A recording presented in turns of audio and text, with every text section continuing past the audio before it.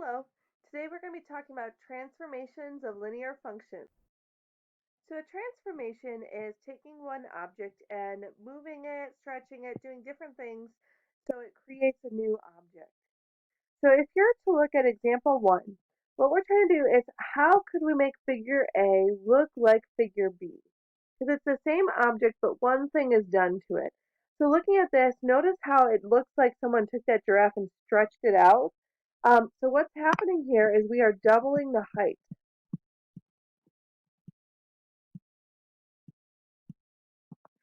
That is known as a vertical stretch. So we can take objects and we can stretch them out vertically. We can double them, we can triple the height, we can do a lot of different things with different objects. Number 2 is different because this is not doubling or stretching something so it's twice as tall. It's something slightly different. Let's go ahead and look at a specific point, maybe the leftmost point on this figure. So this point is at 3, 0 in your first figure. In your second figure, it's at 3, 5, if we were to count that out. Now the figure hasn't been changed in any way other than this kind of just got shifted up 5. It is the same shape in both of them. One is just moved up by 5. Let's take a look at some other things that we could do to transform different functions. So we have this smiley face with sunglasses on for figure A. And then for figure B, it's the exact same picture, but there is one difference. And hopefully looking at this, you can notice that it's been flipped over.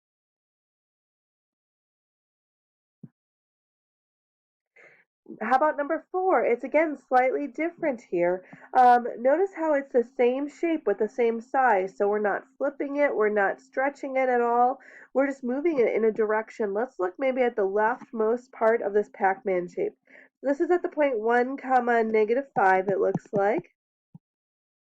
Let's compare it to the same point in the other diagram.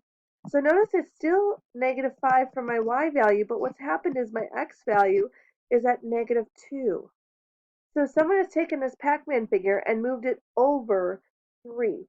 Specifically, we want to know the direction that it's moved. It has moved left 3. These are all examples of different transformations we can do. We can stretch things out, we can move them up and down, we can move them left and right, and we can flip things over. We're going to be doing that with lines and other functions. So in order to explore that, what I'd like you to do is go to student.desmos.com and you can type in that code there. So I'm going to as well. So student.desmos.com. Here is that website. The join code was S9YG87. S9YG87. Okay, so you can go ahead and sign in with Google, or you can continue without signing in. But if you sign in with Google, I do want to see your name and everything. So you're going to go ahead and look at these and you're going to figure out one of these does not belong, and then you're going to have to argue why. So take a moment and pick which one doesn't belong, pause the video, and explain why. Then go to the next slide. We want to drag this one right here. We want to move it all around until it reaches the red shape. So pause the video and try it. Drag it till it reaches the red shape. Looking at the next screen, we moved it up 2 when we dragged it. So on here, it shows us we can type in f of x, which is our function, plus 2. And if we hit submit, we will see our new graph here. If you typed it in incorrectly, you can just click edit your response and you could maybe type, I don't know, -2, but that would be wrong. So if you did not type it in the first time, you want to do f of x plus 2. For this next one, we want to get this black shape over here to go on top of the red graph. So pause the video, try typing in different things.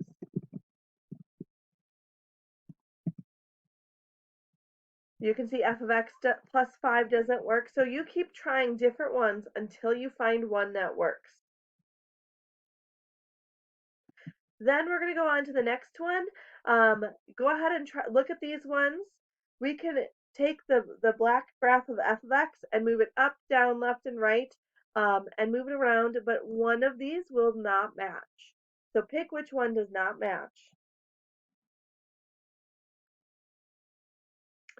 And now we have to try to make each of these.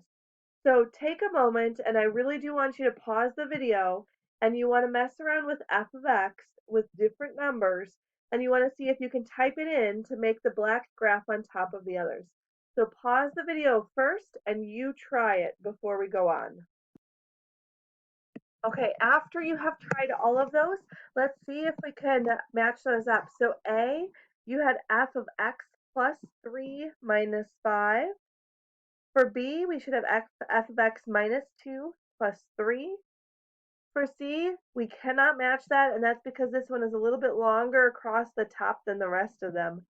And for D, if it's f of x minus 3 minus 3. And then for E, it's f of x and then plus 6 at the end. Okay, so now we're going to go back to our notes and jot down all those different transformations we just came up with. So to get to A, we had f of x plus 3 minus 5. To get to B, we had f of x minus 2 plus 3. C, we can't do that one. And D, we had f of x minus 3 minus 3. And then f of x plus 6. So now looking at this, just looking in words, what happened here? To get to A, we had to move left 3 and down 5. To get to B, we had to go right 2 and up 3. To get to D, we had to move right 3 and down 3. And to get to E, we had to go up 6. Now, one thing I want you to notice here is that these numbers at the end, they all correlate with the ups and the downs. So anything added at the end is going to be moving your graph up and down. Anything inside is going to move your graph left and right.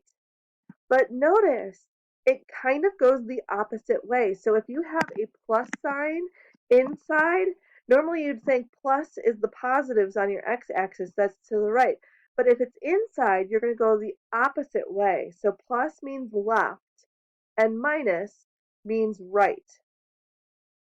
So here, we're going to go ahead and summarize down here what we just did. So we are going to start off with the H part. That was what we were talking about at the very end there. That is going to be your left and your right. So we're going to go ahead and summarize it down here. H is going to move your graph left if you had f of x plus h.